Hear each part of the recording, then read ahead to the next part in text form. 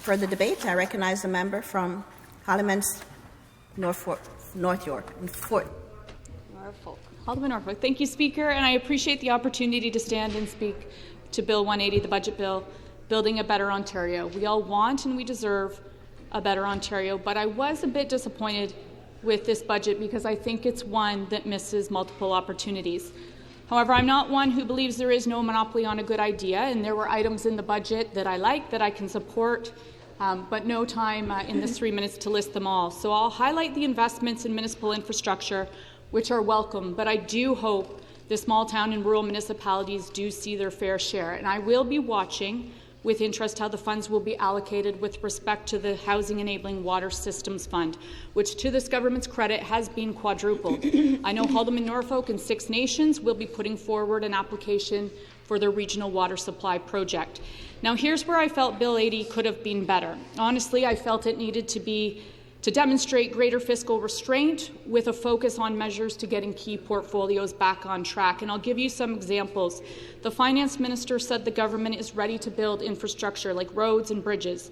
The Minister also pledged to build more long-term care spaces. And as we all know, that's all well and good, but there are projects that were previously announced that still haven't seen a shovel in the ground. And of course, everyone knows the people of Caledonia, the people of Haldimand County, continue to wait for the reconstruction of the Argyle Street Bridge. An additional $2 billion over 3 years in home and community care. That's great, but I am interested to see how these monies will be spent, because until the government pays those on the front line a competitive wage, I believe it's all wasted money. A tree cannot stand if its roots are rotten. Similarly, more money for addictions and mental health. Each year, more and more money being thrown at these critical issues, and yet poorer results. The same goes for autism supports. More money, but no realignment of services that create real results for Ontario families. Sadly, no relief for those choosing between heating and eating, only crumbs for those needing an investment to base budgets in the developmental services sector. Little help for the backbone of many of our small towns, our small businesses. And nary a mention of rural Ontario, our farmers, or the ag sector.